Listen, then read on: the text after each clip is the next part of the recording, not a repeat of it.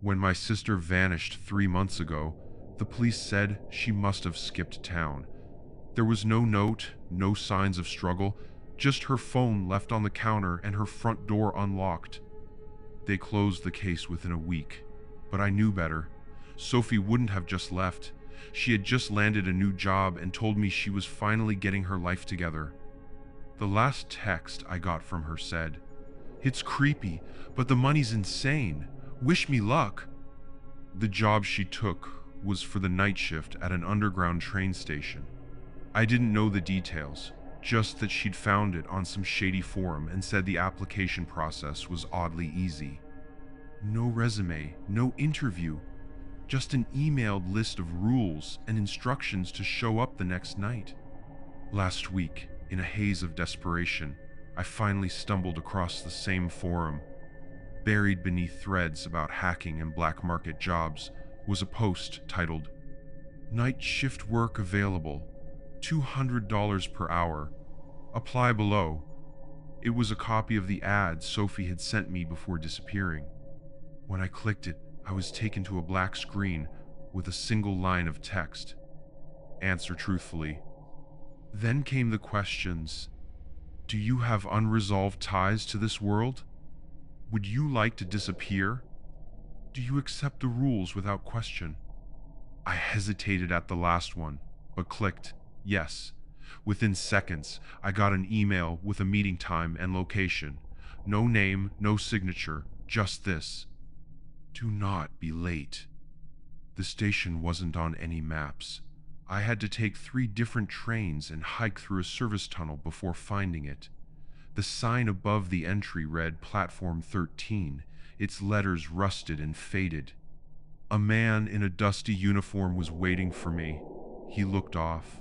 His face was unnaturally symmetrical, and his skin seemed stretched too tightly over his skull like it might tear if he blinked.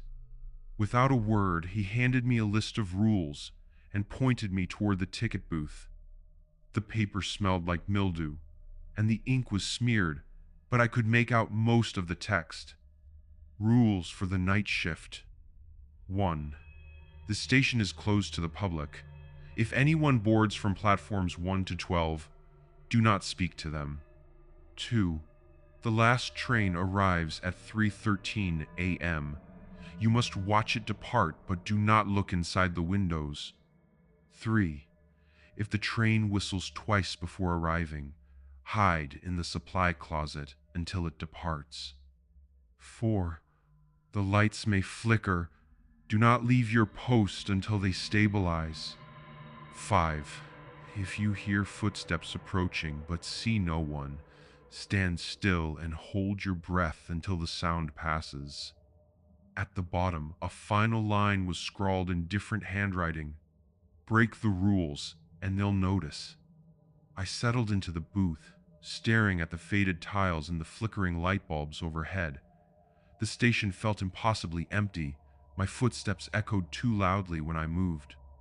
Every few minutes, I swore I heard faint whispers beneath the hum of the fluorescents, but when I strained my ears, they faded.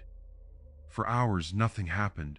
A train would pass through every so often, empty and silent. I started to wonder if I'd overreacted. Maybe Sophie had just found the work too unsettling and bolted. Maybe... At 2:47 a.m., the first rule was broken.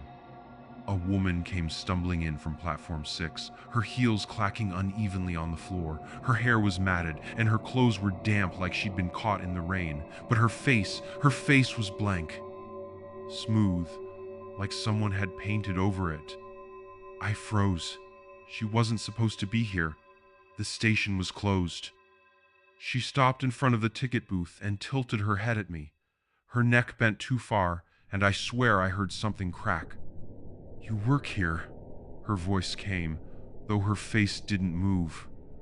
I gripped the edge of the counter, heart pounding. "Don't speak to them." I glanced at the rules, trying to ground myself. "I'm lost," she continued. Her voice rang too soft, like she was speaking from the bottom of a well. "Can you help me?" I bit my tongue so hard I tasted blood. She stared for what felt like hours before turning and staggering back down the tunnel she came from, her footsteps vanishing into silence. The rules weren't a joke. At 3:13 a.m., the last train arrived.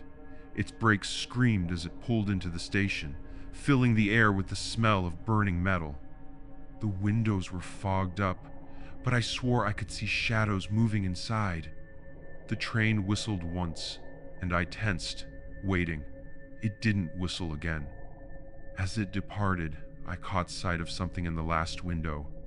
A face pressed against the glass. A face I knew. Sophie! Her eyes were wide and terrified, and her mouth opened like she was screaming, but no sound came through. I jumped from the booth, running after the train as it disappeared into the tunnel, her face lingering in my vision like a ghost. I stayed until dawn, shaking and trying to make sense of what I'd seen. When the man in the dusty uniform returned, I asked him, point blank, "What's on that train?" He smiled, but it didn't reach his eyes. "Not your concern." He reached out, and when I didn't give him the rules sheet, he yanked it from my hands. I tried to demand answers, but he turned and walked away, leaving me alone in that cursed station. "I'm going back tonight. I'm not doing it for the money anymore. I'm doing it for Sophie. Whatever's on that train, whatever's haunting this station, it took her. And if I can find her, maybe I can bring her back. But something tells me I won't be coming back either." The second night started the same way as the first. The long, labyrinthine journey to the station, the flickering lights, the pervasive sense of emptiness. But this time, I wasn't just a new employee fumbling through the rules I had seen too much. Sophie was on that train, or at least something wearing her face was. I clutched a flashlight in my trembling hand as I arrived at the booth. The rules were waiting for me again, freshly printed, though they shouldn't have been. I still had the crumpled version in my pocket from the night before. This version was slightly different. Updated rules for the night shift. 1. If the woman from platform 6 returns, leave the booth immediately. 2. The last train now arrives at 3:09 a.m. Watch it depart, but do not board. 3. If the train door opens and you hear your name, do not respond. 4. The lights will flicker 3 times tonight. On the third flicker, close your eyes and do not open them until you feel the warmth on your face. 5. The supply closet is no longer safe. Do not attempt to hide there. My heart dropped when I saw Rule 5. If the supply closet wasn't safe anymore, where could I go if the train whistled twice? The hours crawled by, and my nerves frayed with every sound. Faint tapping noises echoed down the tunnels, but when I looked, no one was there. The air grew heavy, pressing down on me like something unseen was watching. I felt like a bug pinned beneath a magnifying glass. Around 2:30 a.m., the lights flickered for the first time. The shadows in the station seemed to shift, deepening, reaching. The faint smell of burning hair filled the air, sharp and nauseating. It passed quickly, but I was sweating by the time it was over. I thought about Sophie, about her face in the window, her silent scream. I couldn't leave her here, not in this place. At 2:55 a.m., I heard footsteps. They weren't the echoing, empty footsteps of the woman from platform 6. These were quick and purposeful. They stopped just outside the booth, and I held my breath, remembering Rule 4 from the first night. Through the glass, I saw nothing. Just empty air where someone should have been standing. The sound started again, moving closer. The air around me turned ice cold. I clenched my fists and closed my eyes. I couldn't move, couldn't breathe, as the footsteps passed behind me, then faded into the distance. When I opened my eyes, the clock read 3:08 a.m. The train arrived a minute later, its screeching brakes setting my teeth on edge. This time, the train was different. The windows weren't fogged, they were pitch black, like they were absorbing the light from the station. As it stopped, one of the doors hissed open.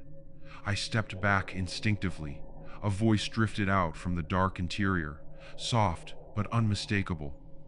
"Charlie." My blood ran cold. It was Sophie's voice. "Charlie, please, I need your help." I stumbled forward, torn between instinct and reason.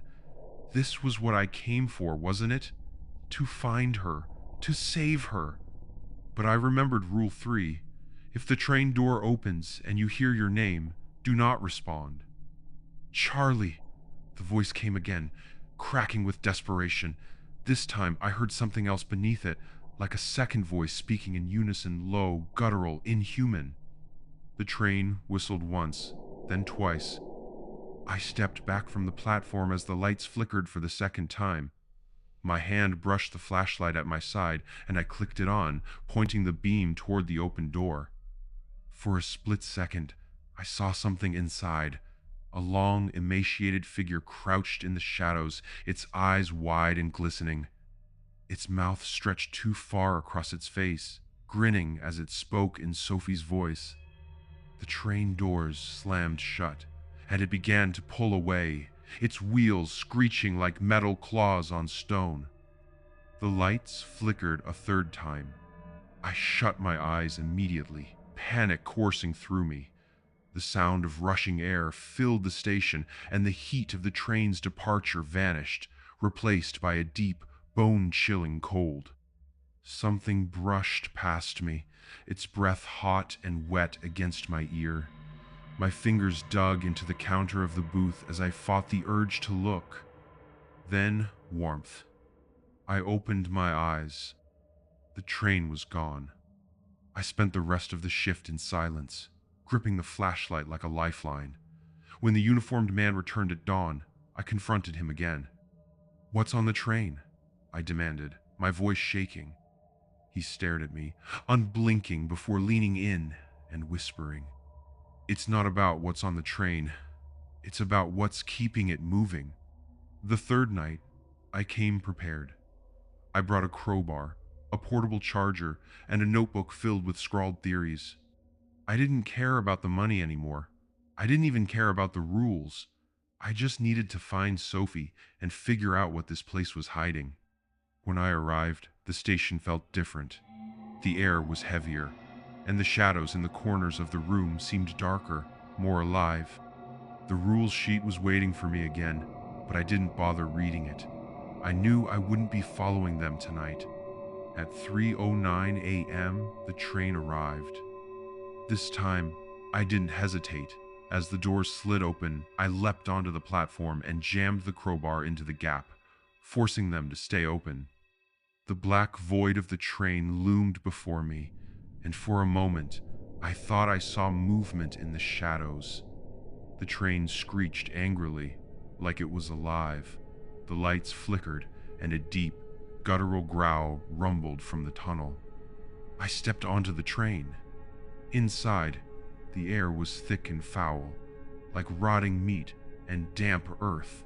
The walls of the train seemed to pulse, like they were alive, and the floor shifted beneath my feet. "Charlie." Sophie's voice came from somewhere ahead. I ran toward it, stumbling as the train lurched forward.